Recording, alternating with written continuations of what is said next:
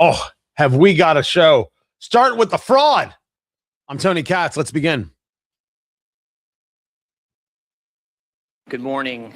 My name is Colin McDonald, Assistant Attorney General for the National Fraud Enforcement Division at the Department of Justice. Everywhere we look, we find fraud.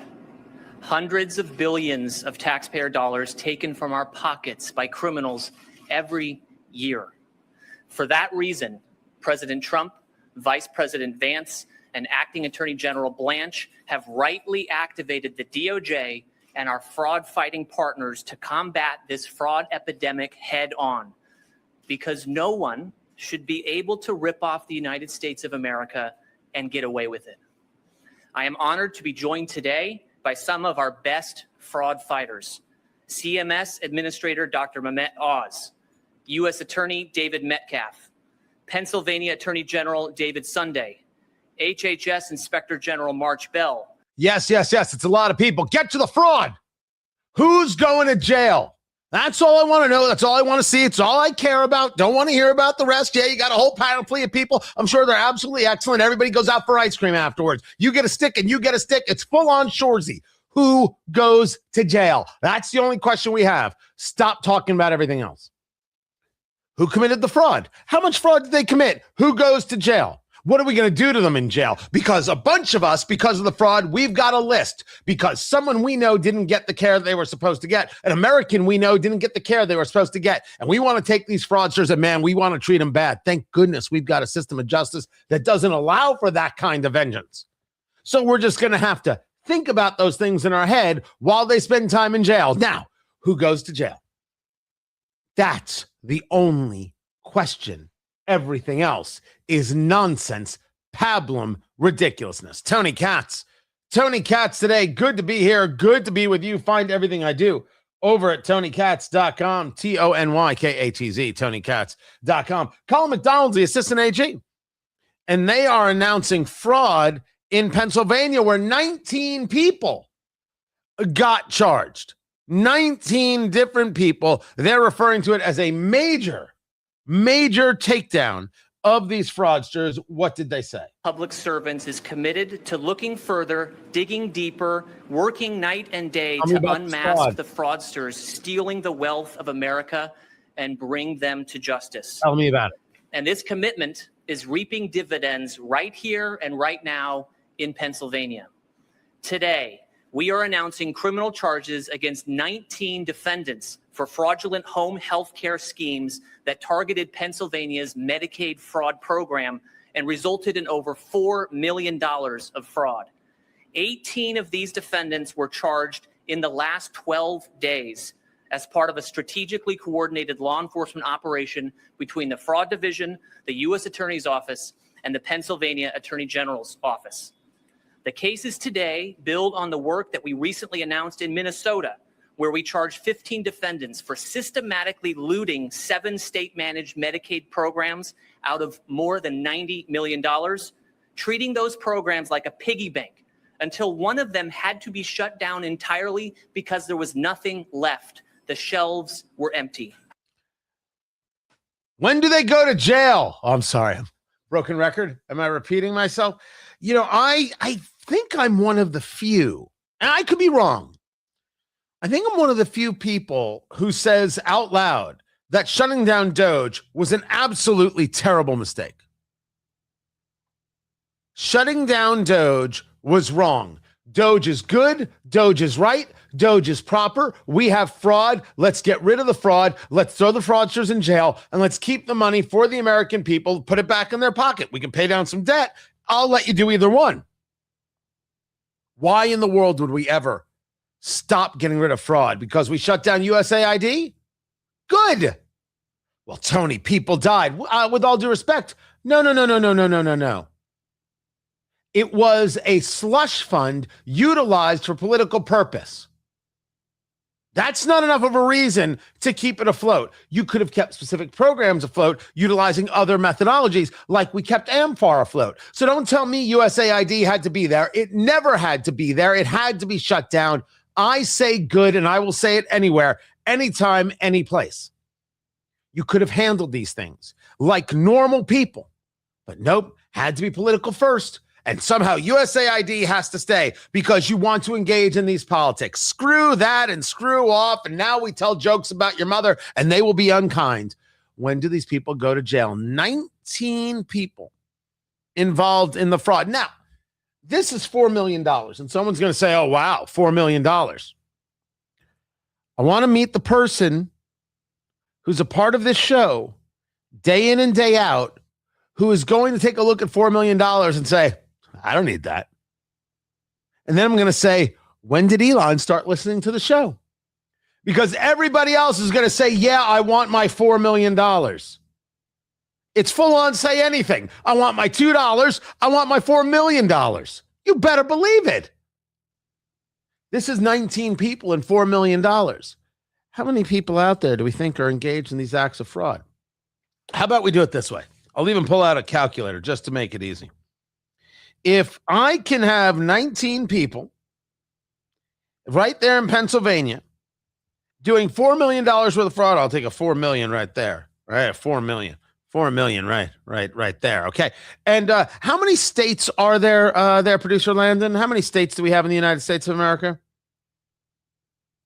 Now, correct answer is 57. Barack Obama said so. You don't know anything. Back to middle school you go. 50 states times the 4 million. That's $200 million, right? Just so I understand, it's $200 million. I did the math correctly. Even used a calculator. That's our $200 million. Now, I'm going to look something up. How many homeless veterans in the United States? Now, the number's not going to be perfect, but according to recent data, there are 32,495 veterans experiencing homelessness in the United States. So if we take our 200 million and we divide it by 32,495, that would give, well, that would start by giving what, $6,000 to every homeless person? I don't know, to start. If I took a look at how many nurses we have in the United States, and there are 4.3 million people working as nurses. Can I have a system by which we pick some and we pay off their student loan debt? I'm spitballing here, guys. I'm thinking of all the things we can do with $200 million. Can we just give it back to the Americans who paid for this? The people who want to act like this is small, like this is nothing, like this is no big deal, they are the worst. This is a big deal. This is a massive deal. Every time we can find these people, every time we can pluck them out, every time we can get this money back, we are doing a bit of good. We're doing the right thing. This is, in its entirety, what I voted for. I don't know about you. I honestly don't know what you voted for. It's sure as hell what I voted for. But I also want the fraudsters in jail. I want them in jail. It's not enough to just say we found this money. Jail. Now, I admit I want worse. I want worse for them. But we have a justice system, and that's what I'm going to work with. So jail it is. What did Dr. Oz have to say? Care services crisis around the country. The surge in enrollment of individuals in these programs is stunning. So shocking, we have to double check our numbers. We don't think it's possible that it's happening, but it is. In California and New York, the number 1 job in the entire state is personal care services. Guess what? It's good to be home because it's true in Pennsylvania too. 50% dramatically more people serving in the personal care services space, that's home care, than is in retail. That's where Pennsylvanians are going. It's becoming a jobs program. Medicaid fraud in this state is costing taxpayers for care that was never delivered, or even worse, harmful. It's costing patients their health, their trust in a system that was built in a high-trust environment, a place we all thought that we would be able to be safe, because who would steal from the poor? As Colin outlined, many people, unfortunately, are doing just that, and we're coming after them. What we're exposing today is a diabolical breach of trust, a violation of the sacred bond between patient and caregiver. It is a catastrophe that can only be dealt with in the way we'll be outlining for the rest of this presentation. Now, you may be asking the same question that I'm asking. Who were the fraudsters? Who were the fraudsters?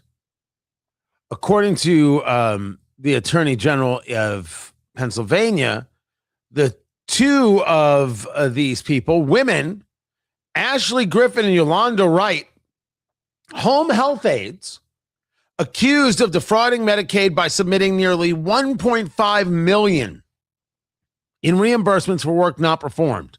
And on more than 1,000 occasions, Griffin, who's 27, submitted time entries exceeding 24-hour work hours for a single day. She reported 126 work hours on one day. And then this other woman said, hey, you could submit entries using my name. I want to know how long this was going on. Oh, you heard me, and you're doing the same head scratch I am. 24 hours in a day, and you submitted for 126 hours in a day, and you thought no one was going to notice. But you're not totally wrong, because it's government, and government doesn't notice anything. They just write a check because it's not their money. You get double charged for Netflix. You know what's going on. Someone's billing 126 hours a day. She's not even a lawyer. And the government's like, here's your check. Who goes to jail? Who goes to jail? Oh, and if they're not citizens, immediately deported. They can challenge it from whatever country they're from. If they're not a citizen, immediately deported. We don't even waste time. Whoop, out. This is good. This is extremely important stuff. But it will only matter if there are consequences. It will only matter if there's jail time for American citizens. It will only matter if there's deportation for non-Americans. And I don't give a good holy damn what country they go back to. I don't want to hear a judge tell me, oh, it's too violent. Violence is stealing from Americans. Violence is being allowed into this country and stealing from Americans. Violence is taking an oath saying you will be a citizen and then stealing from Americans. Gone. I can't do anything about the person born here except jail. And if the left or anybody else is up for a fight on this, cool by me. Any support of fraudsters, those people need to be dealt with. You can't be voted for. You can't be respected. You can't be liked. You can't come to Thanksgiving dinner and no, we can't hang out for a cigar. You're persona non grata. Bitch, get out. That's the answer. I swear, if we can't agree on just the basics, on the basics of you can't steal from Americans, we've got nothing. Nothing.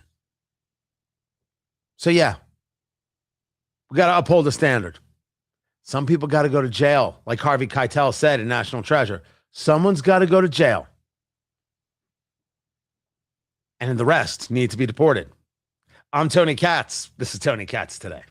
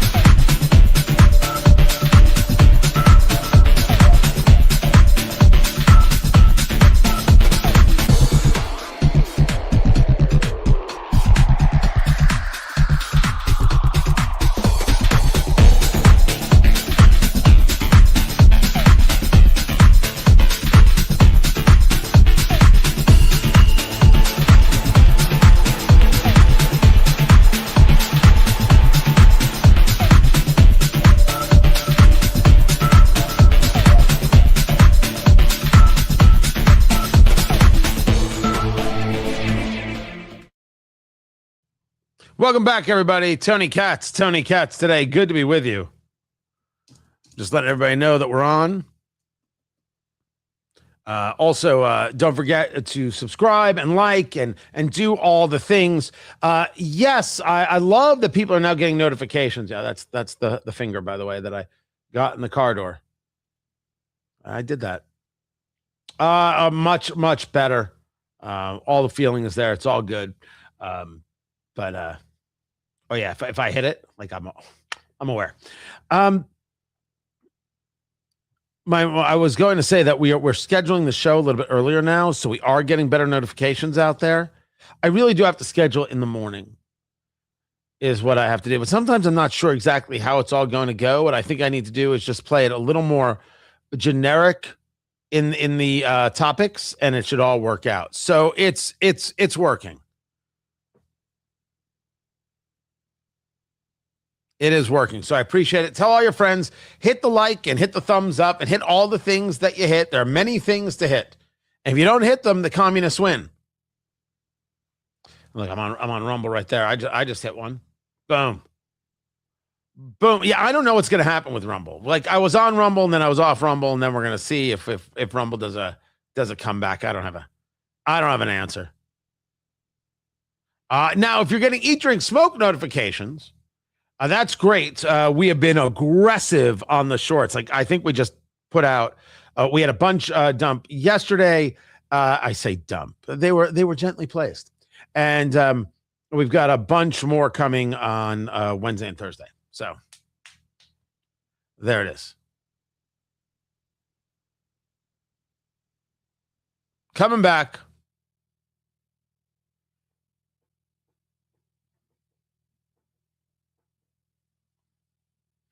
So the Iran update goes as follows. We're not hitting anybody with any bombs. We can hit people with bombs. We've chosen not to hit people with bombs. We might still hit people with bombs. And if we bomb them, they will know that they have been bombed. But we're not bombing them yet because we don't necessarily want to bomb them. I actually think I have a full understanding of our foreign policy now. Tony Katz today. Guys, good to be with you. Hope you're doing well. This was President Trump yesterday in the Oval. Mr. President, this is at least the fifth time you've turned off airstrikes against Iran since April to negotiate. What is your message to the American people who are wondering what has changed this time? Why should it be different? Well, you don't know. I don't know. I think we're going to maybe get something, but I want to give them every last chance before decapitation. Very tough to do what we have planned, still planned. We'll see what happens. But it's a very, very tough thing to do. I think I'm very proud of the fact that I'll give people a chance. This is a big move. To do an attack that big on a country, I'd rather not do it. Now, we've already, through lots of large attacks, but they were normal large. Hopefully they'll come to their senses, because what happened cannot have a nuclear weapon, but hopefully they'll come to their senses. So they called me, and they now, before we get to how the phone call went, Mr. President, they're never going to come to their senses. They want you dead. They want me dead. They want everybody who's a part of this show dead. They want America destroyed, and they want to rule in an Islamist hellscape. So let's not talk about come to their senses. But if you want to tell me how they came to you, sir, well, I'm listening. I do love a good story. How did that happen? said, please don't attack. We'll make a deal. That's the real truth. And everyone knows it. And who wouldn't call? And they found out through leaks and sleazebags, a lot of sleazebags, leakers. Leakers should be put in jail. They have to strengthen up the laws for leakers. But in this case, leakers helped because they said the severity of the attack, and Iran knew it. They knew what was coming. It was going to come last night, and it would have gone on for a long time, and there'd be essentially very little left. There'd be nothing left. And so what leaked? What leaked was the plan to beat the living snot out of them. No, I have questions about who leaked this stuff, and absolutely, I'm totally fine with saying let's put those people in jail. I question whether or not it leaked or it was leaked. I can't answer that, right? What kind of game are we playing here? But whether leaked or not leaked is inconsequential. I know what you're saying, Tony. Leaks matter greatly. Red State with the story about what happened here. And it's got the reporting from Trey Yingst over there of Fox News, who is in Israel.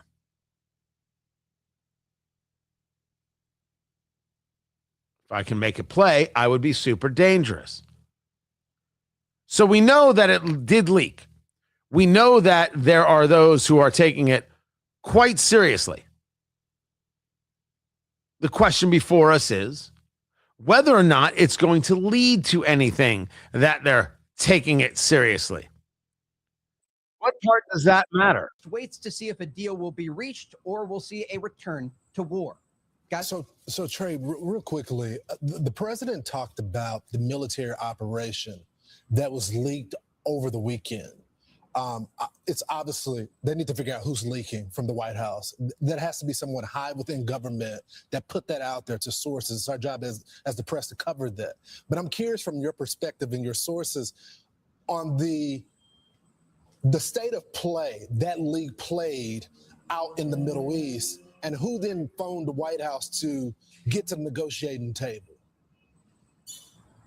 It's a great question because these leaks can be substantial. And when you're looking at a situation with 50,000 U.S. service members, destroyers, refuelers, fighter jets across the region, the operational security is very significant whenever there are plans being made to strike Iran. And the president indicated he called off the planned strikes at the request not only of Iran, but also of Gulf allies like the Gulf allies is where I always put it now, because I think the Gulf allies are who we're actually negotiating with. Yes, it's possible that it leaked. It's possible that it was leaked. If the Pentagon's been good at anything, it's misdirection. Who knows if this was even a plan? But who's going to believe that any negotiation could take place? And so we're same as it ever was. This is Tony Katz today. All right. Hold on. Someone's commenting about Pete Hegseth in a bar because they're hilarious. Oh my gosh. Someone just got deleted right out of the chat. It's shocking how that happens. Hit like, hit subscribe. I'm glad you guys are here. I should grab a cigar. I should, shouldn't I? I should. I have a meeting right after the show, though, so maybe I shouldn't. Because after that, then I'll have a cigar. And I've got Newsmax. Now, I was on Newsmax earlier. And I'll talk about it on air.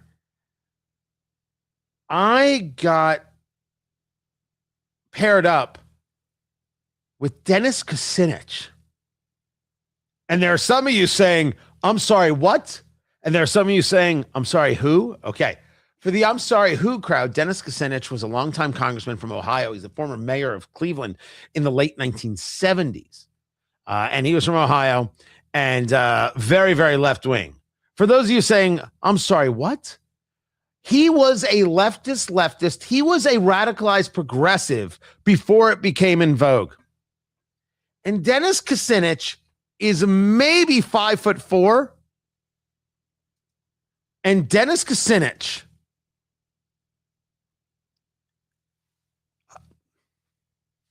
okay, I'll put up the photo.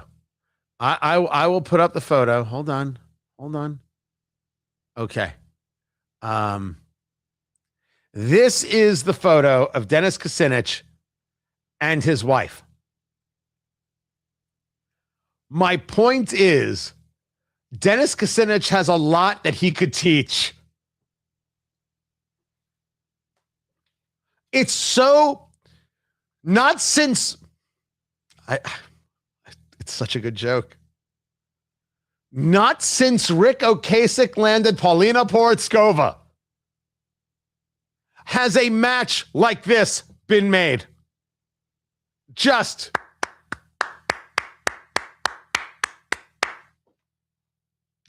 the interesting thing about Kucinich and the interesting thing about the hit today, Kucinich comes from an older school. And I knew this. I know exactly the kind of person he is. I know I disagree with him on policy so much.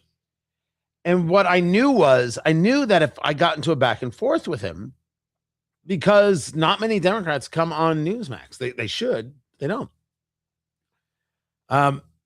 Like he'll disagree, but he'll engage. And it won't be some name-calling nonsense silliness. And we actually did get into a back and forth. It was like, you can actually have a conversation. Oh, when I say he's wrong, he's wrong. I can put that anywhere. Anywhere. But I knew that he would at least engage without the madness. And he did. Now, Dusty, I understand that people want to throw into that category of Rick Ocasek and Paulina Porizkova, Lyle Lovett and Julia Roberts. The problem here is that Lyle Lovett was always too good for Julia Roberts. Always. And so she doesn't get to be a part of this rather important club. Boom. Gone. Goodbye. That's the difference. I said it. I ain't apologizing for nothing.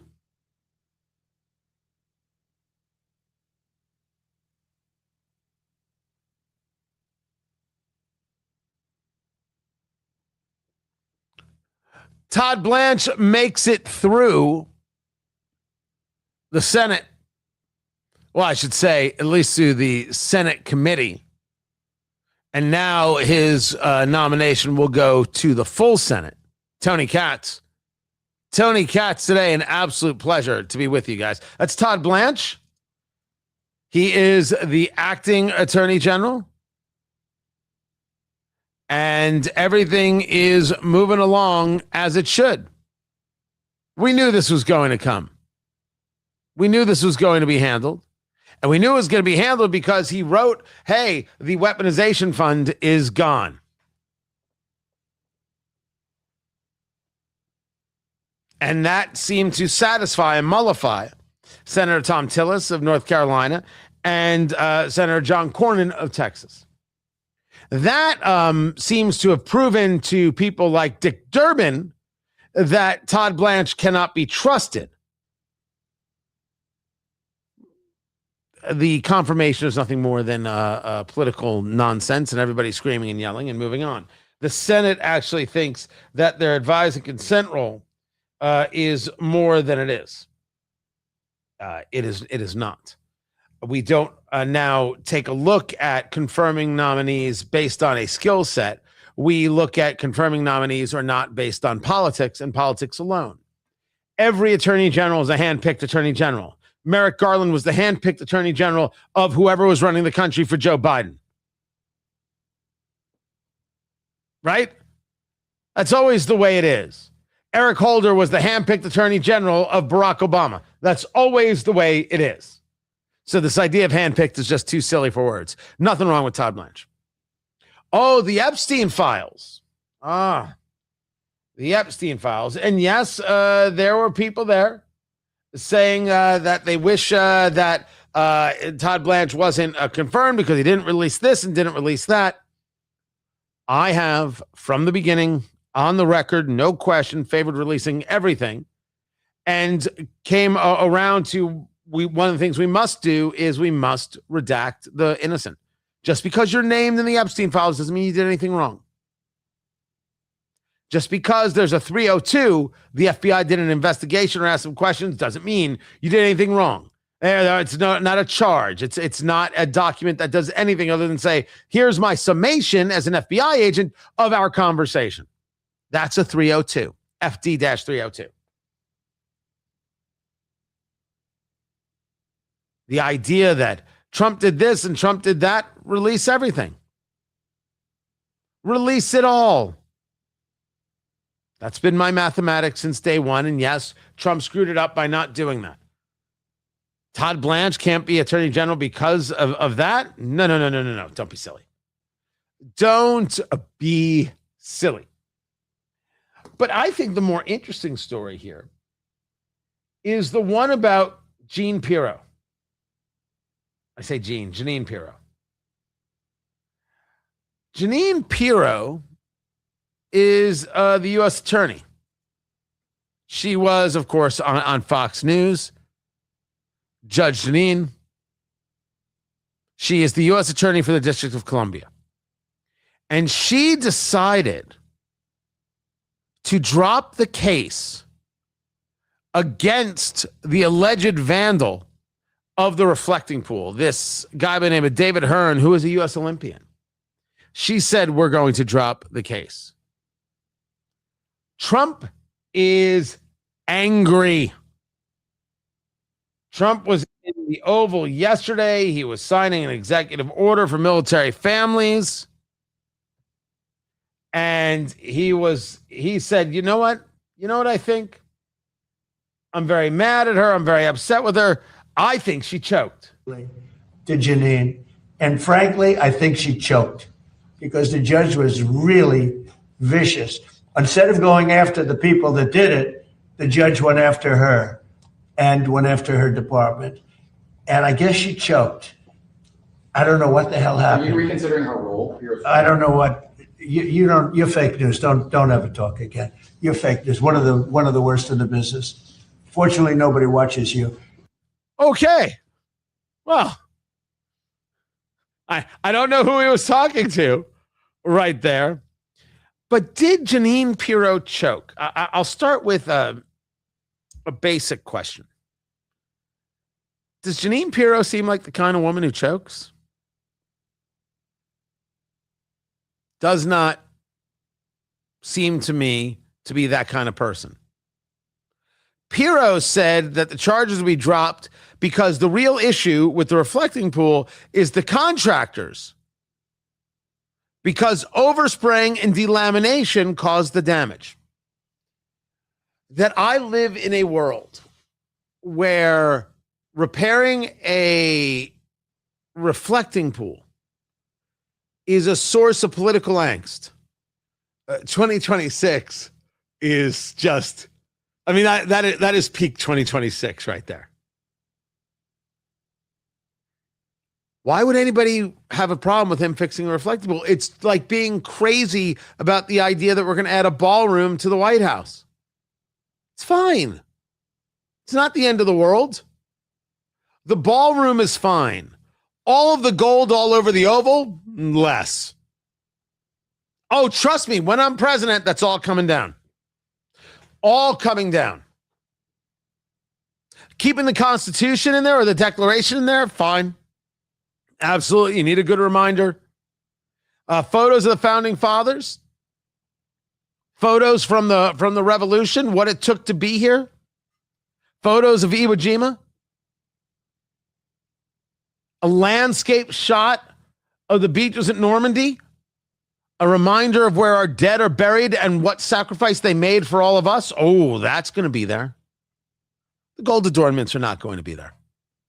Humidor. Hey, you better believe it. And they will be filled with Davidoff Churchills. Now, I could be convinced to go with something else, right? Don't worry. I will have a box of the American from J.C. Newman. I'll have the American cigar there. I'll have the Davidoff Churchills, the late hours. If you've never had the late hour, mwah, great cigar. Boom. And that'll be that.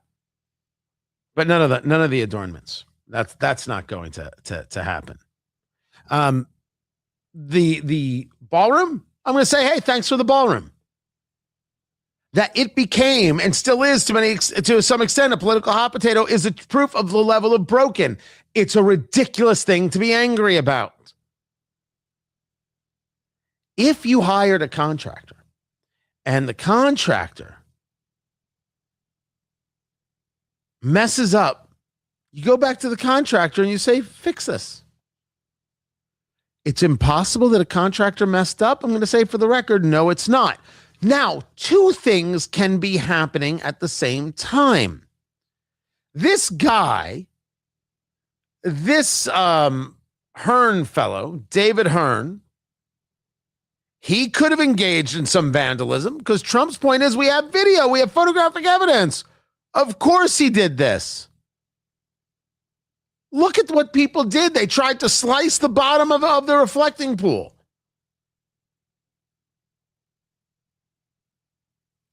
Two things can happen at the same time. But here is Jeanine Pirro saying we don't have a case here. I would argue that if she's saying we don't have a case here, she doesn't have a case. If she knows that the story is a installation issue, she's not supposed to say so. Do you think she didn't know that she would get a lot of pushback, a lot of anger from the president, possibly lose her job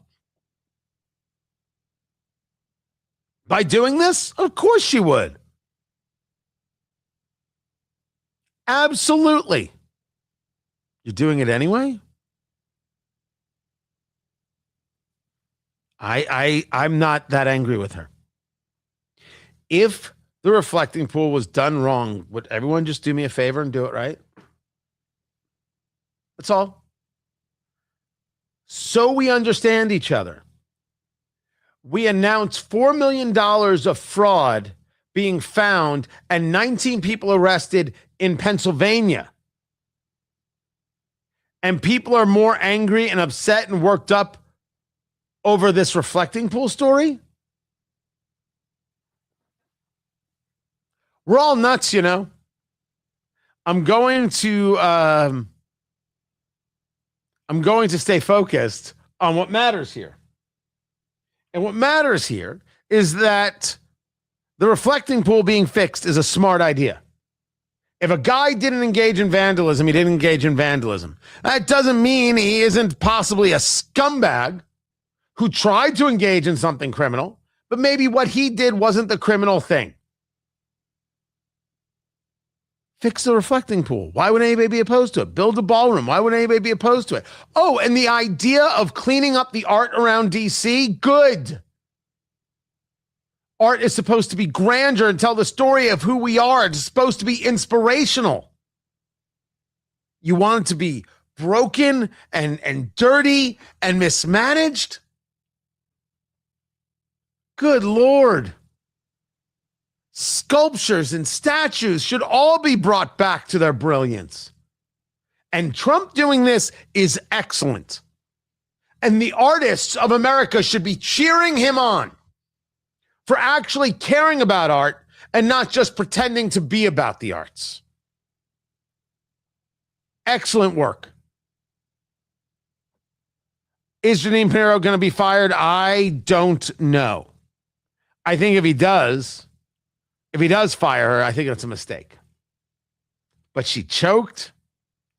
I don't think that that's it. I think that is just temporary anger, and we're on to the next thing.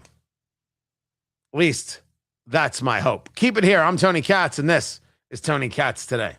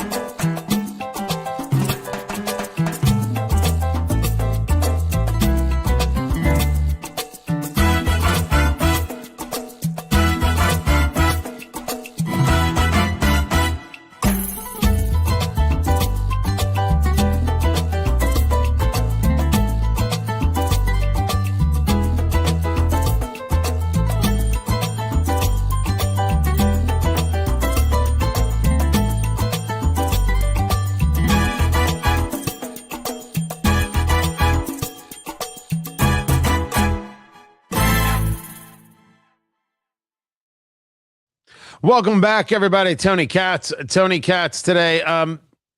It's not an either or, right?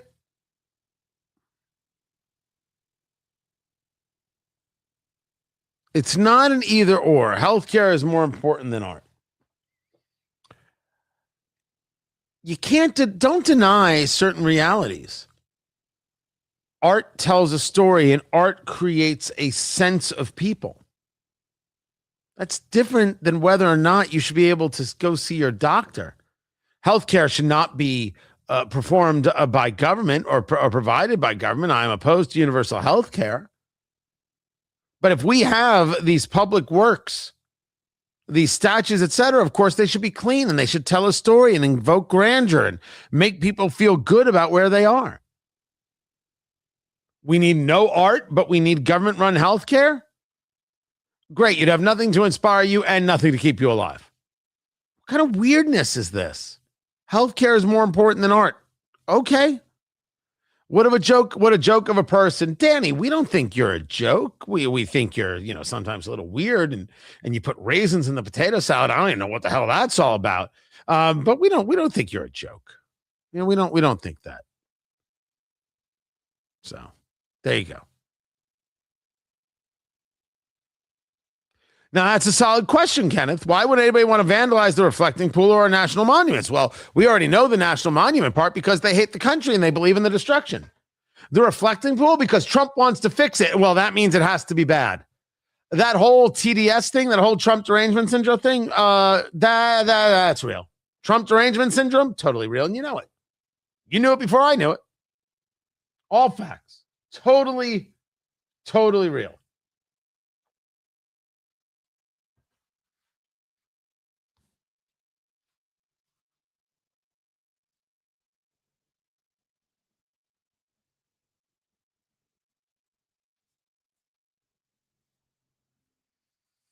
New Jersey sucks.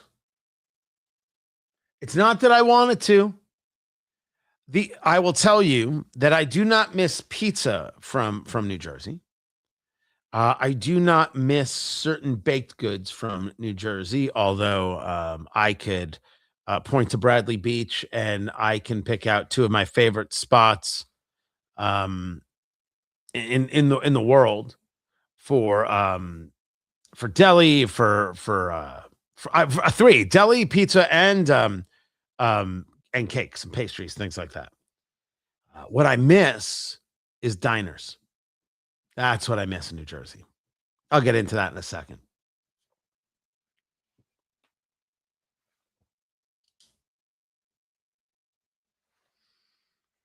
Having grown up in New Jersey, there is not much that I miss.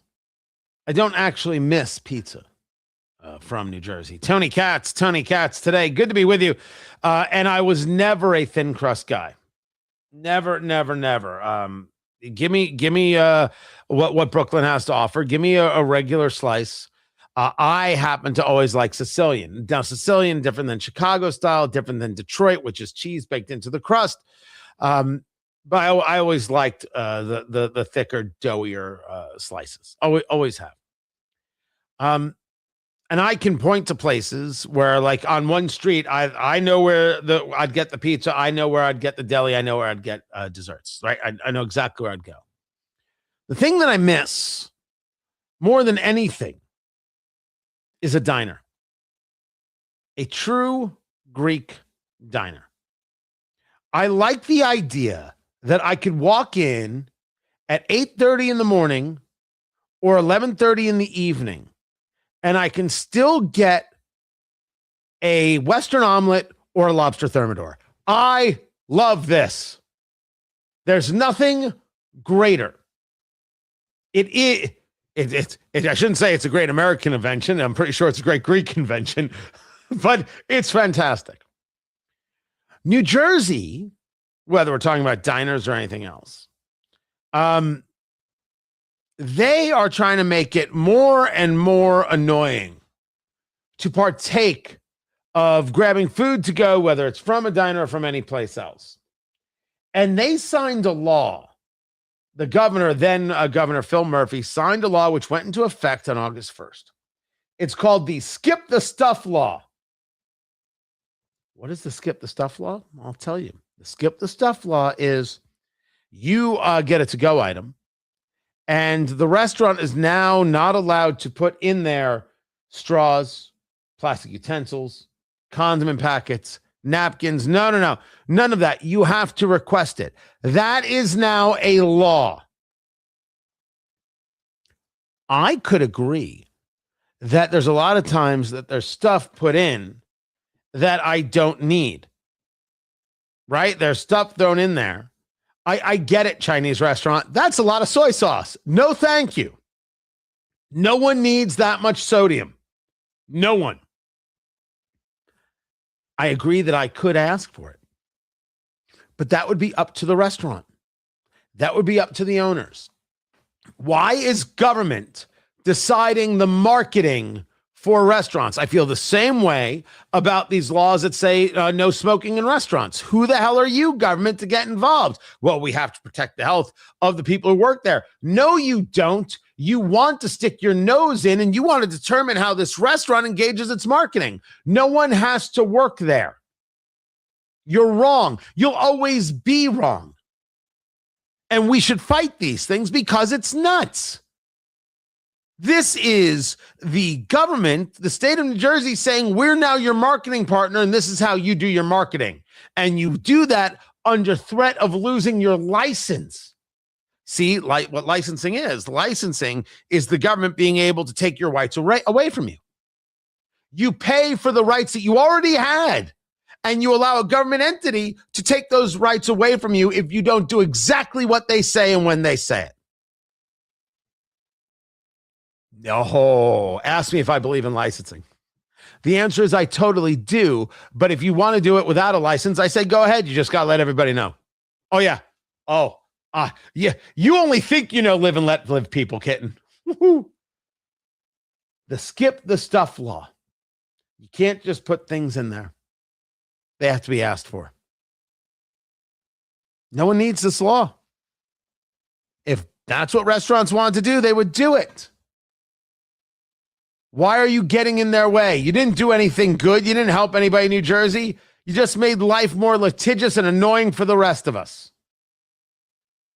And now I really want a diner. Like now. Right now. This is Tony Katz Today.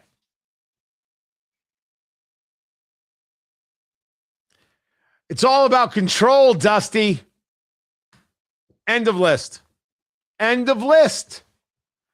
End of list. I got to assume the restaurants, by the way, are thrilled about it. They're over to, hey, now I don't have to put this stuff in. We're going to save a bunch of money. No one's going to ask. You didn't have to put it in before. You need government to tell you what to put in the to-go bag. Okay.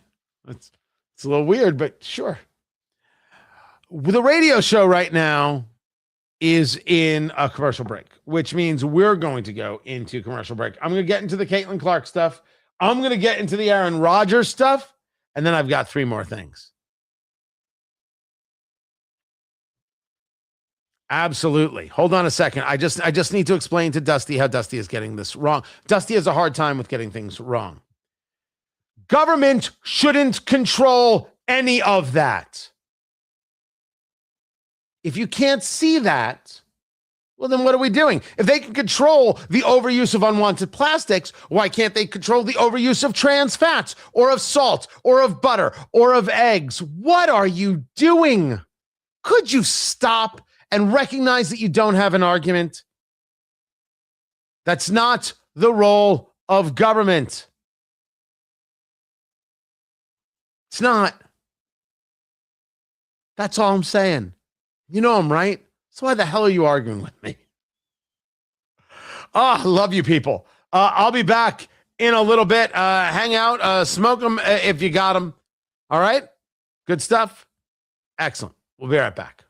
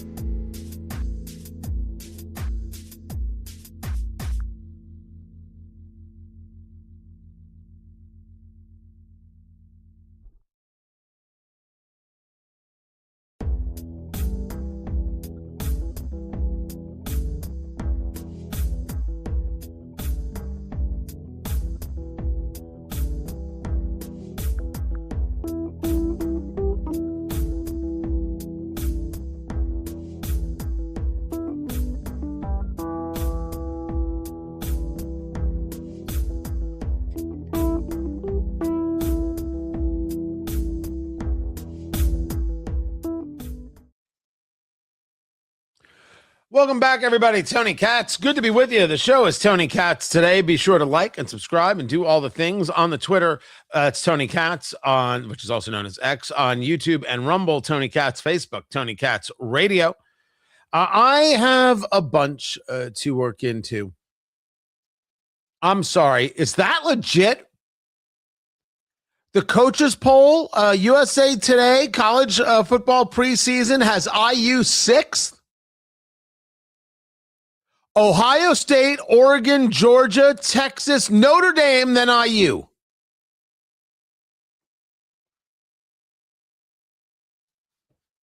This is criminal. That's insane. Well, Alabama's number 11. Miami is 7th, Texas A&M 8th, Oklahoma 9, and Ole Miss in 10. LSU would be 13. Michigan would be 16th. Tennessee in 18. Clemson 23rd. That is nuts. Yeah, we're a couple of Indiana people. That is not cool. All right, I'm looking for Cailtin Clark. I can't find her. I thought I had her stuff.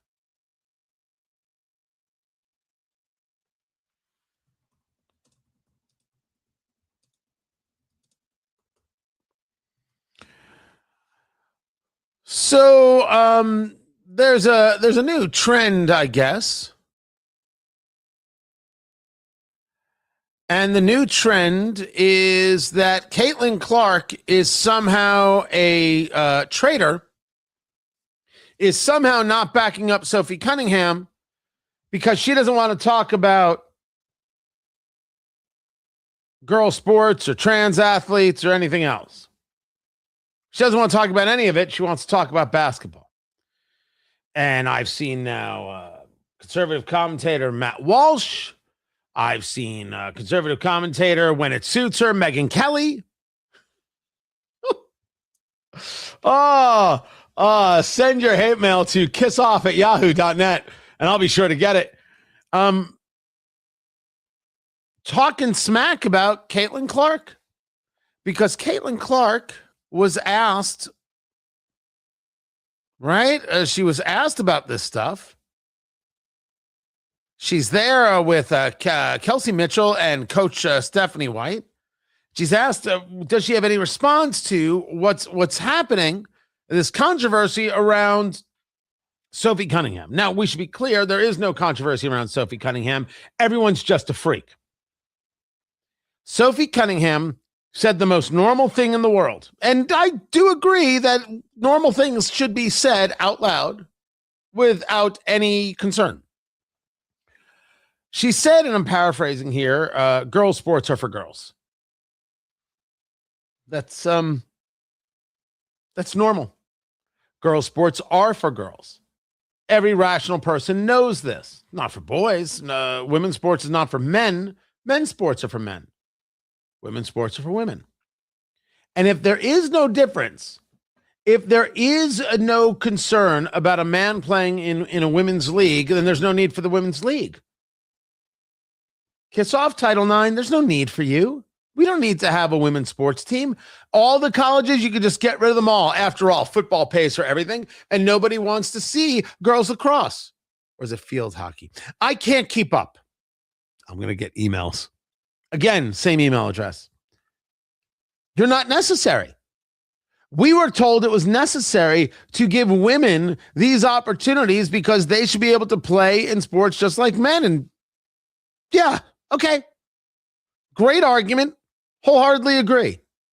Now the left is saying that the women shouldn't have the right to play just against women because it doesn't matter. And then there's the ever popular, this isn't a big deal. It's not really happening. It's just a culture war. Maybe we're going to start there. Maybe we'll start at the idea of the culture war. This was James Tallarico, who I did not know they referred to as James Talafrico, the Democrat running for Senate in Texas. And he's talking about this as, oh, look at these culture wars that the political right are all involved in. This was him just yesterday on MS Now or M Snow or whatever it is they call that network. Listen. And I think people are really tired of these culture war fights that are designed to tear us apart, designed to get us angry. I mean, there are difficult issues. Trying to figure out trans athletes in sports, that's an issue where we could actually come to a policy solution. Nope. Well, I guess we could come to a policy solution. The policy is men don't play in women's sports. That's the policy. Men who claim to be women are not women. Never have been, never will be. I can't believe we're still talking about this. I apologize, but they keep doing it. James Tallarico calls it a culture war, and I want to say it's the only thing he's gotten correct. You bet your ass it's a culture war. We're going to win and you're going to lose. Suck on that. That's it. It's a culture war. We believe in a culture, us being the normal people, that there's a difference between women and men, and that difference is important and valuable. You live in a culture, not you, they, them. They live in a culture that thinks that men can be women if they put on a dress. Somebody tell Milton Berle, would you please? Oh, and then somebody tell the people who ask who in the world is Milton Berle to look up who Milton Berle is and help them through this. Just because you put on a dress doesn't make you a woman. Just because you wear a wig doesn't make you a woman. It's just not the way it works. It's never going to be the way it works. This is a culture war. We win, they lose. That's that. Not everybody has to participate. Not everybody has to be screaming and yelling from the chandeliers. We look at pro athletes, and some people tell pro athletes to shut up and dribble. I have never, ever, ever been that guy. You can say anything you want. You have to accept the fact that it could get blowback. What stuns me is these athletes who say things and then there's blowback. Like, how dare you tell me? Don't you know how important I am? You're just an athlete. That's all. You're just an athlete. That's it. Well paid for a game. Congratulations. Doesn't make you an expert on anything.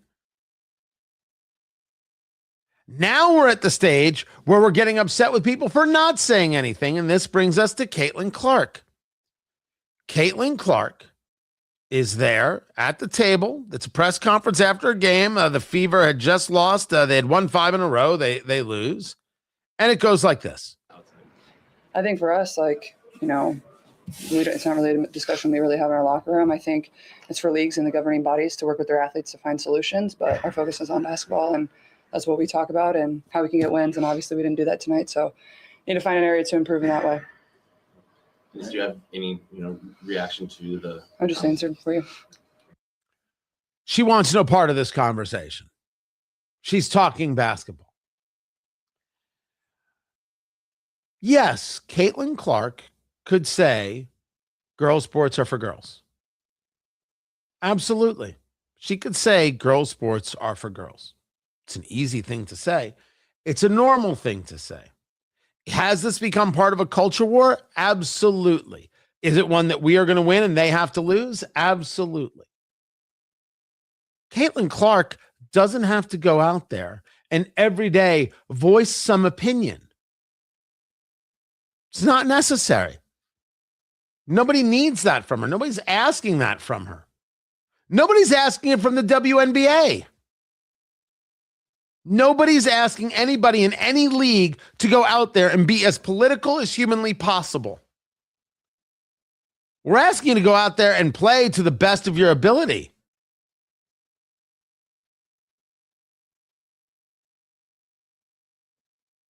We're asking you to put on a show. That is what I am certainly asking. Go put on a show. And my arguments about the WNBA have been constantly and consistently, why don't you want to put on a show? Why do you hate this woman so much? Why do you hate popular players? Why do you hate better play? For what reason? What is wrong with you? And you learn that the WNBA is interested in something that has nothing to do with the product on the court. They're interested in something that has nothing to do with what they claim to be, which is a basketball association. She doesn't have to sit there and read off some tome about why she believes this and believes that and stand up for this and stand up for that. She's playing the game. But I have Matt Walsh calling her a coward. I have Megyn Kelly calling her a coward. What the hell is this? First, why is she a coward? Because she didn't give the answer you wanted given? It doesn't make somebody a coward. When they jump into the fray and then aren't willing to back up their position, well, that could be something. She's not jumping in the fray. What is so cowardly about not wanting to be a part of this? Matt Walsh wrote that Cailtin Clark might be the biggest coward in the history of sports. She refuses to say anything about the anti-white racism she has been subject to since coming into the league. She punts on the trans question, which is the easiest question you could ever be asked. No spine. What if, Matt? Because, listen, you've done some good work, but it doesn't make you right on everything. And I know that might be a hard one for you because I believe that you believe that you're right on everything. I believe that you absolutely believe that you are touched with secret knowledge. I think you believe that. Certainly, I would argue it's the way you come across, but I don't know you, so I could be wrong there. See, that's how normal people talk. What do you want her to say about the bigotry of the WNBA? Because we're all saying it. What do you want her to do? What would satisfy you in this regard? Isn't it better that she shows up every day, no matter how much she's been beaten up, ready to play, at least, of course, when they haven't injured her so greatly, that she keeps coming back and keeps coming back and keeps coming back and hits the threes and moves the teams and invigorates? Isn't that a way to win? Might not be your way, Matt. Could be a way. She punts on the trans question. You mean there's only one? It can only be answered once? She's only allowed to bring it up once? If she does this whatever months from now, when she feels the timing is better, that's going to be wrong? It's not your timeline. It's not cowardly. What it is you saying, hey, I wonder if I write this, how many clicks I can get. That's what it comes across as. And we shouldn't do that. On the political right, we shouldn't be doing that. I think if we look at people who put themselves out there in the sphere, we can engage those things. But isn't the story here not Clark, but rather how the coaches responded to Sophie Cunningham? I've got the coach of the Minnesota Lynx. I've got the coach of the Golden State Valkyries. They are the ones saying that the WNBA should not be about the W. Well, the WNBA is not about the W. We already have an NBA. The WNBA doesn't need to exist. Get rid of this welfare league once and for all. And let's build a new league where you can have Cailtin Clark and Sophie Cunningham and a bunch of other people, white and black and Asian and Hispanic, and they could actually play good ball with none of this nonsense that is being thrust on them by the league, a league where we would agree probably, Matt, that wants to be gay and black. Gay or black. I don't know, maybe for some gay and black, but gay or black. Because that's clearly what they want. They have made that obvious. She's not a coward. Don't pin your hopes and dreams on an athlete. Why would you do such a thing? She doesn't have to speak out on every issue you decide is important. Sophie Cunningham being utilized as this political cudgel is nonsense. She didn't say something political. She said something normal. There's a difference. And what we're supposed to say is, that's normal. That's rational. You people are just weird. That's the way this is supposed to be handled. And Megyn Kelly talking about cowardice.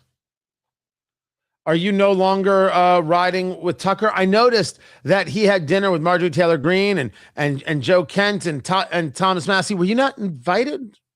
Hey, listen, sometimes we don't get invited to things, right? I've been there. You've been there. Sometimes we don't get invited. I sometimes believe that not being invited makes me better off.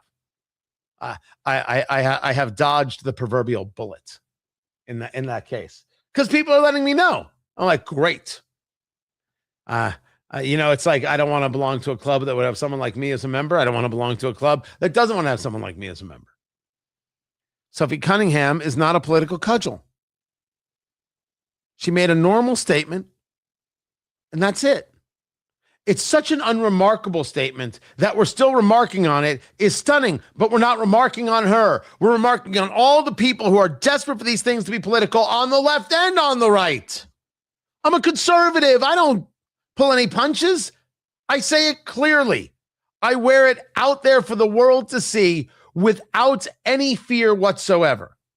Matt Walsh, Megyn Kelly, and all these people who want to do this pile-on are wrong. They're just wrong. They're not wrong to want to protect girls. They're not wrong to note the bigotry. They're wrong to say it's up to Cailtin Clark to right the world of its ills. No, it's not. It's up to Cailtin Clark.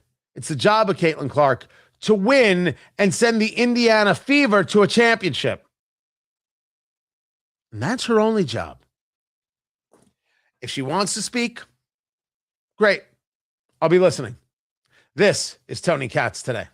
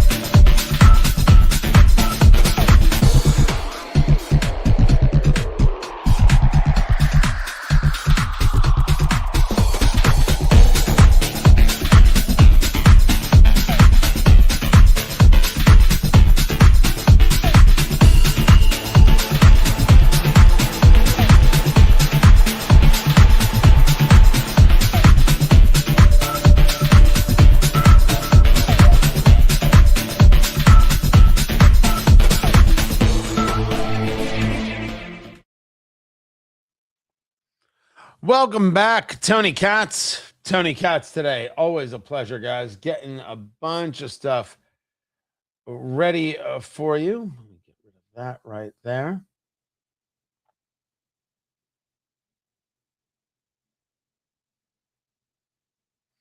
Oh, well. Let me see if I can find this story.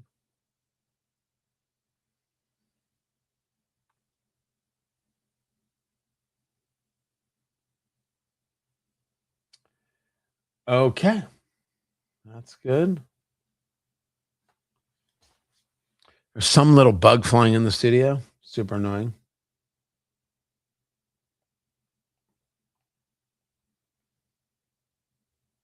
Okay. Oh, wait.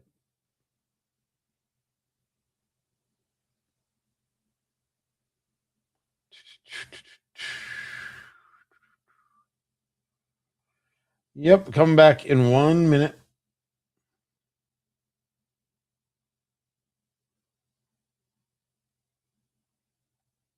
Okay. We did that story already. I've got that. I've got that. Perfect. Excellent, Smithers.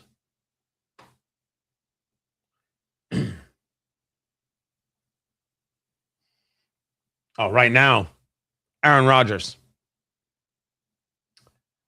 Oh, if you haven't heard Aaron Rodgers, it's so good. Now I cut it before he gets 4-letter. But you guys got to keep a finger on the thumb button just in case. Right? Also, has anybody noticed Pat McAfee's setup out there? It's so old school, Johnny. It's like an Andy Kaufman tribute.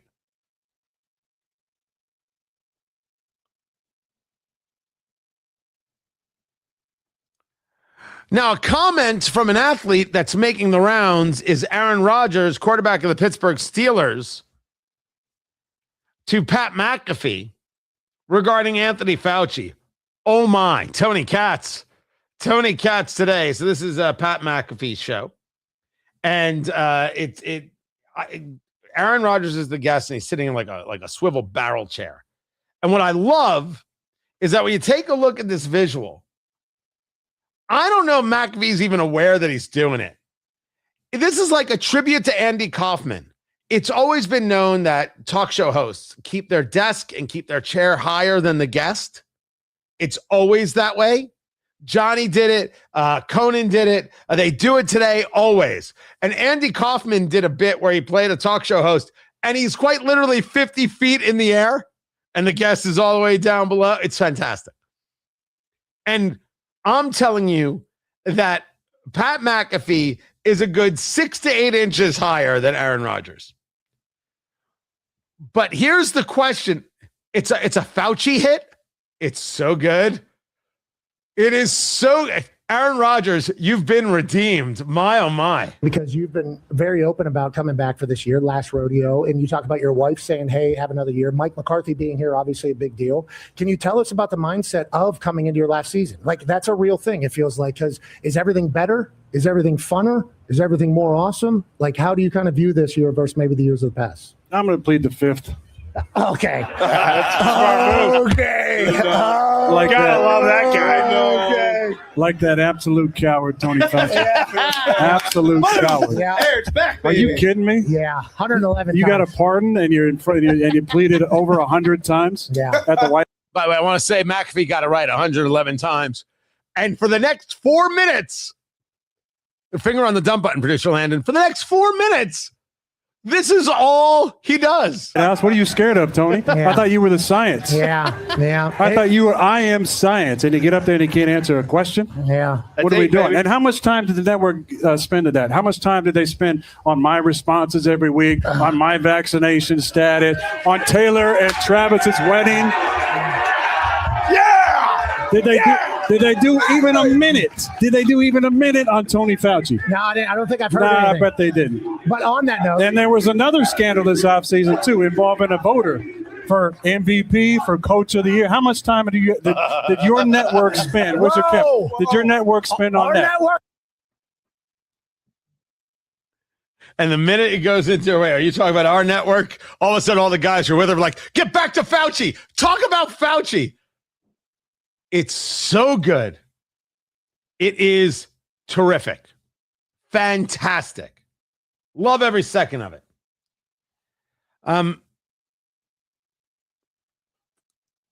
Everything that diminishes Fauci is the right thing.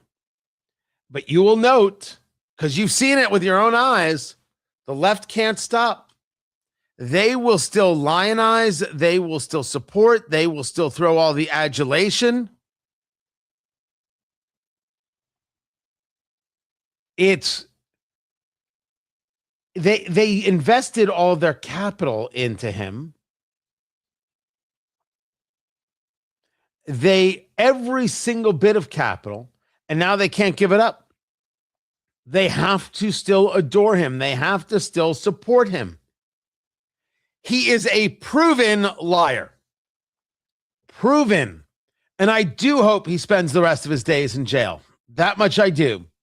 Innocent until proven guilty, but the documents show him as a liar. And the left still wants to tell us how righteous and decent and good. You trust the mainstream media at your own peril, truly. I'm Tony Katz. This is Tony Katz Today. It's so good. So fantastic. What was that? Why did he tie into that? Tear into them? Oh. I don't remember.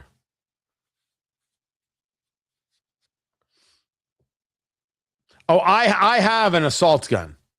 I have one of those. But if I do that in the studio, I mean, first of all, it'll be hilarious. Hilarious video. Assault's going to get everywhere. That's just not going to happen. See, it's right there. Did you just hear it? I don't know. I don't know how it got in. Every now and again, it happens.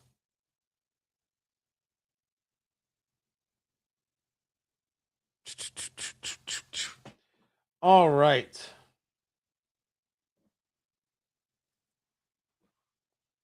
I've got 3 more things.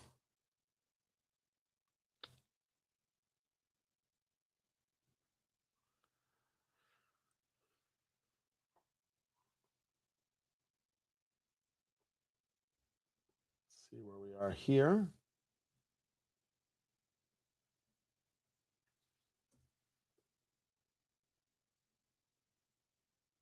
Yeah.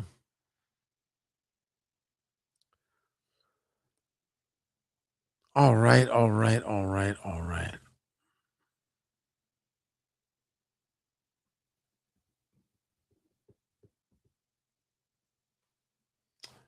me see.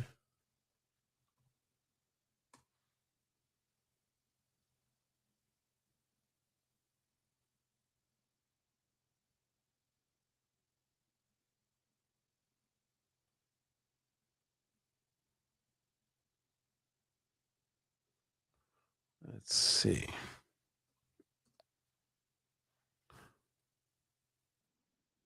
There it is.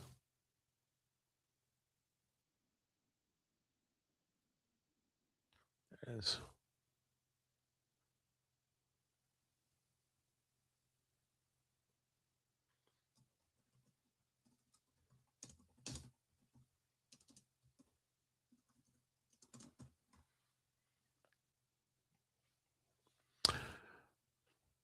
There we go.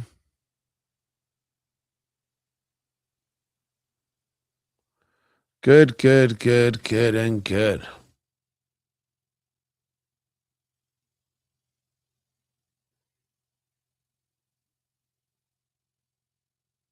All right. Coming back in 60 seconds. Fantastic.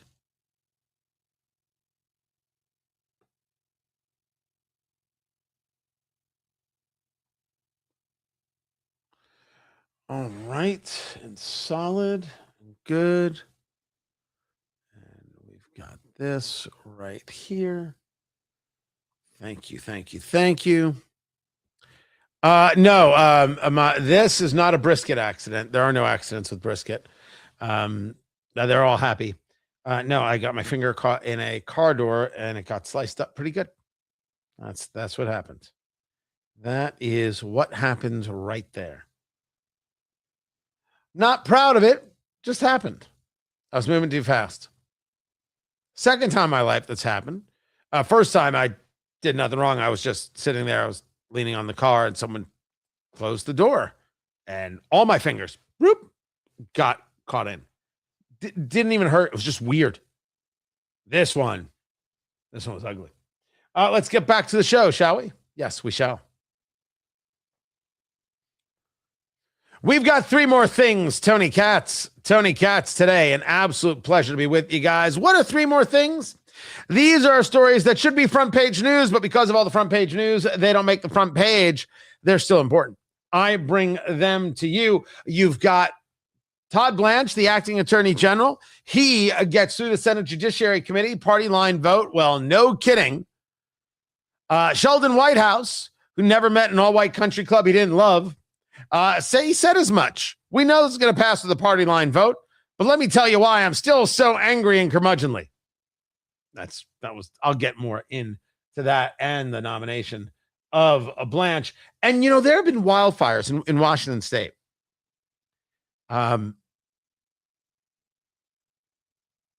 It really, big stuff. And it's been 700 buildings, 65,000 people have been evacuated. This is around Spokane. Spokane. And so the governor, Jay Inslee, he was going down the road of, well, you see climate change. Well, you see climate this and climate that. And then there was a conversation about, was it some climate activists? But really, no, they would never do that. This is all climate change. No. This is a 37-year-old who had killed his father in 2012. This fire was set by an arsonist. He has a $1 million bond as he faces a first-degree arson charge. That's who the suspect is. It's real devastation. It is horrifying what we're seeing here, what we're noticing here. What it does show us is that knowing the truth is not what those who are ideological are interested in. Engaging the ideology is the only thing they're interested in. Just say it, hope you're right, and if you're not, act like you never said it. Well, climate change is still a problem. Well, climate change had just exacerbated the whole thing. That's what happened here. This would have been nothing. This would have been a weenie roast if it wasn't for climate change. It really is how they act and operate. Why wait for facts? Why know what you're talking about when you can just engage in insanity? Then we have, of course, the Michigan primary going on. Abdul El-Sayed against Haley Stevens. Now, Haley Stevens is the one who continues to bring us a great amount of joy, because who else could say this so well? A little bit of enthusiasm, a little bit of energy, and a little bit of sick it to them. I cannot wait to see her Adult Swim cartoon. It's gonna be so great. A little bit of enthusiasm, a little bit of energy, and a little bit of sick it to them. Right? That advice could work for the boardroom as well as the bedroom. A little bit of enthusiasm, a little bit of energy, and a little bit of sick it to them. There you go. So you got her against Abdul El-Sayed, who is claims to be a capitalist, but wants universal health care. Opposed to monopoly, wants universal health care. Sure. We get your play. We understand your connections. We understand the Islamist connections. We understand the communist connections. You're supported by the squad. Enough said. Everything you're saying about not being a commie or commie adjacent is a lie. Everything you're saying about capitalism is a lie. We get it. You're saying that because you're trying to moderate a position to get elected. We see you. Well, in the polling, it shows that the former state representative Mike Rogers, the Republican, would have a lead over Abdul El-Sayed in a general election, but he would be losing to Haley Stevens in a general election. Thus, Republicans are hoping that El-Sayed pulls this out. I never am. No, I don't do that. I don't want this guy close. I don't want any of these commies close to any position of power. Why would any of us want such a thing? What will Michigan do is a great question. There's no good answer. The people who are saying that they know, they're lying through their teeth.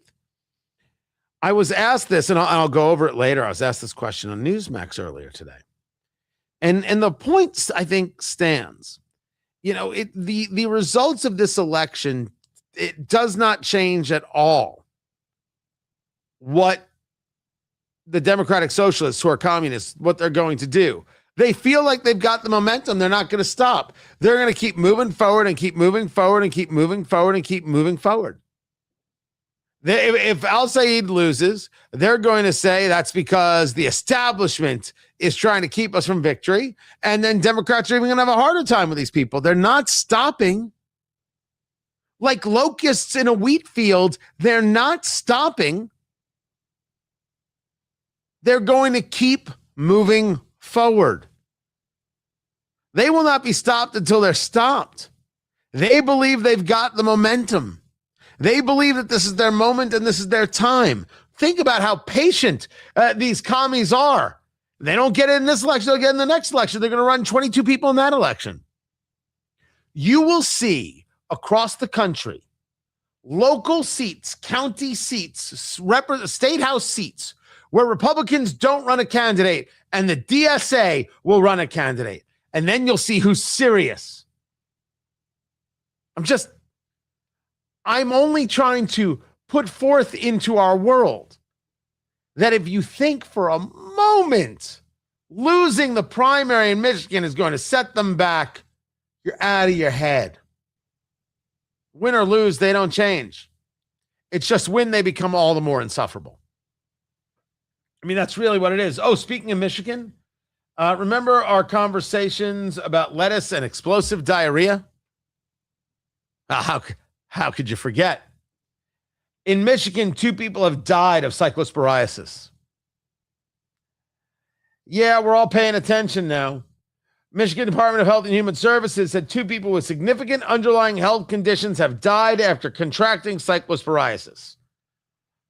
That is a very interesting way for this to be phrased, because that's a quote, significant underlying health conditions.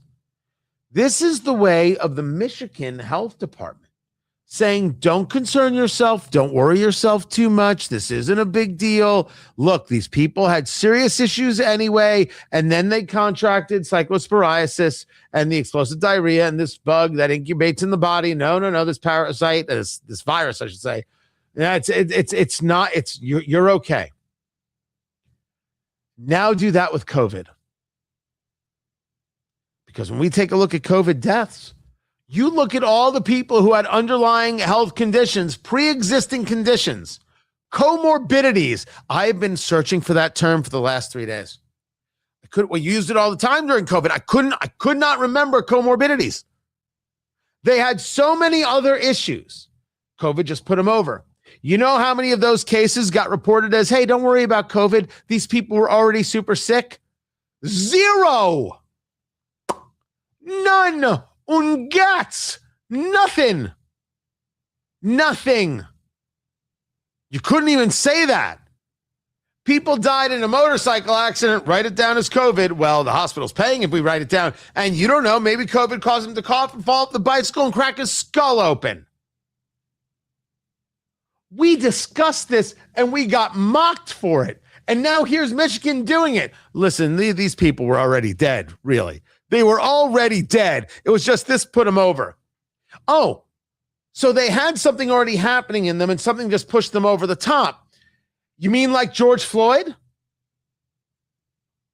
Oh, I'm sorry. Were we not ready for the fight? Guys, I do this every day. You would think at some moment these people would be ready for the fight that we're delivering. George Floyd didn't die from a knee on the neck. George Floyd died from all the drugs in his system. That's what happens.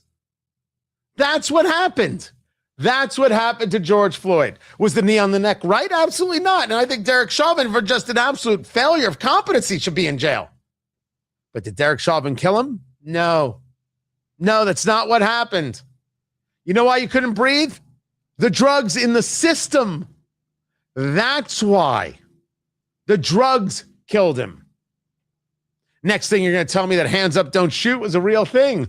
No, it wasn't, because Mike Brown never had hands up, don't shoot. He attacked a cop, broke his orbital socket, and then ran at the cop, and that's when the cop fired, and that's according to the Eric Holder Justice Department. Facts, logic, and reason winning the day, people. Speaking of a lack of those things, this is Ireland. Greatest story ever told. I'd love to visit Ireland. I think I'd have a glorious time. I think I'd enjoy a Guinness. I think I'm not really an Irish whiskey guy, but I do want to see the countryside. I really and truly do.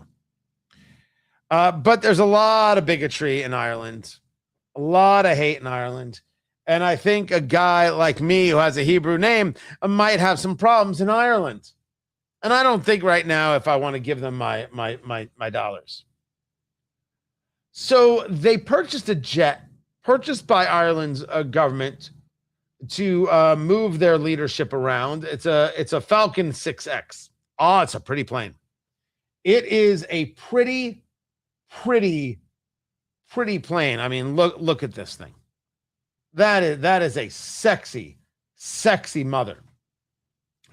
So they order this plane. They're like, check out our new plane. Is this not fantastic? Well, the new plane was delivered without the navigational system. Why? The navigational system was made by an Israeli company. And because in Ireland, there's such Jew-hating freak show bigots who want to recognize Palestine as a country as if that's even a thing and want to buy into the nonsense of Israel being genocidal, which is hilarious, if not ignorant, if not stupid, if not pathetic, and a lie, they ordered the plane without the navigational system. And now they have a plane built for their leadership that can't land in fog. I mean, that's just poetic. Poetic justice. You want justice?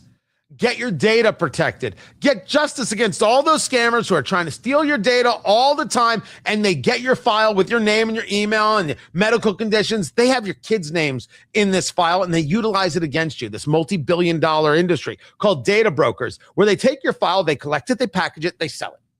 And now you've got people using that file against you, utilizing your data against you, and you have Americans losing $20 billion plus each and every year to these scammers, to these fraudsters. They're not lucky. They're prepared. You need to be prepared. With a good defense, you need Incogni. INCOGNI. Incogni.com/cats goes broker by broker, forces each one to delete your file, and those opt-out forms, well, boom. They find them, make sure that you're in there, and if your information gets back online, they get rid of it. I use Incogni. Quite incredible. Incogni.com/cats. Get 60% off right now with my promo code CATS, KATZ. Incogni.com/cats. Take your private life off of the market. Incogni.com/cats. More to get to. This is Tony Katz Today.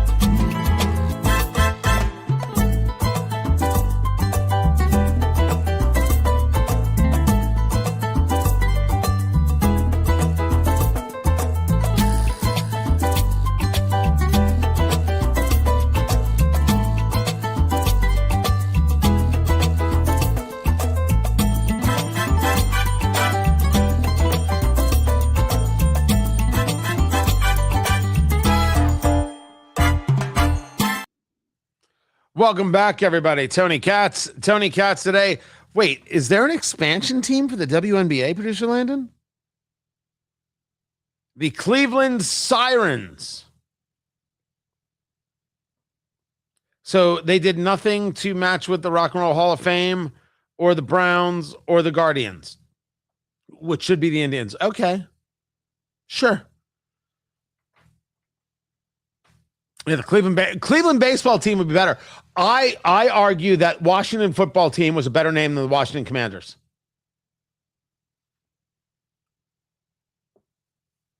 Washington football team is awesome.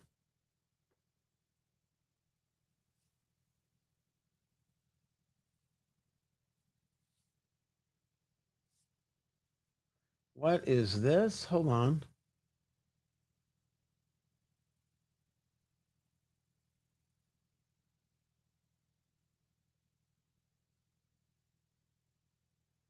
What is going on here?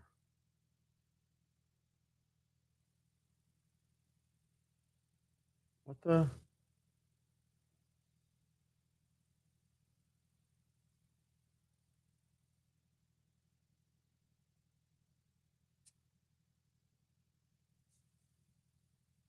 I don't know what this is supposed to be. Don't worry about. There's a lot of madness out there, man. I don't know what that is. Sorry, I don't know what that is.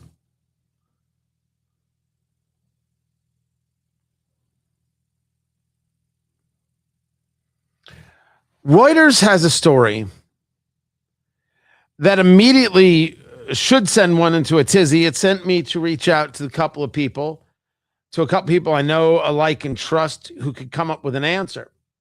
Tony Katz today. And the headline over there at Reuters was, U.S. has used virtually all of its long-range precision missiles during Iran war. They are reporting that it has used up much of the stockpile of long-range missiles during the 5-month war with Iran.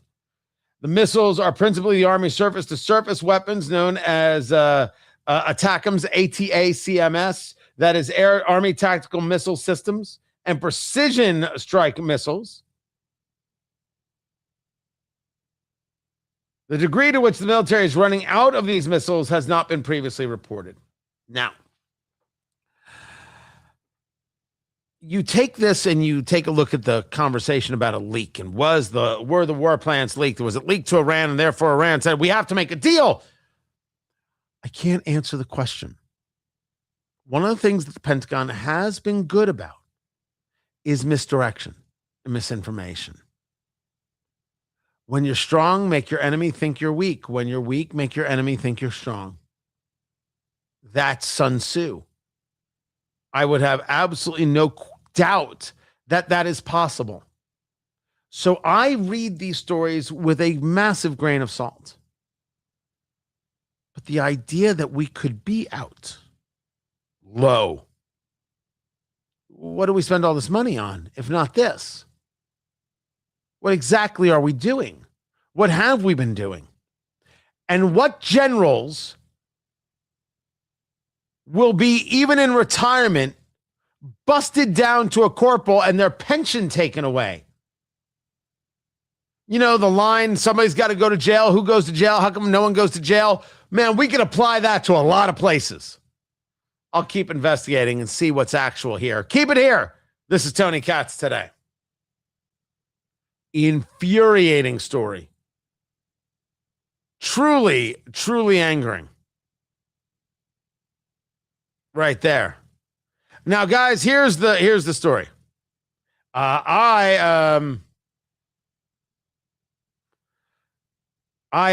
the word I'm looking for? I do the show. We do the show till 3, but I live stream till 2. You can continue watching the show over at WIBC.com. We're here every Monday through Friday. And I can't thank you enough for being here and hitting like and doing all the things. I hope you'll subscribe. I hope you'll check out the videos. I can't thank you enough. Really. Things are going great, and they're building slowly, but building. We're going in the right direction. And that's all I could ever ask for. Thank you guys so very much. I really appreciate you being here. I'll be back tomorrow at noon. I hope to see you then. Take care.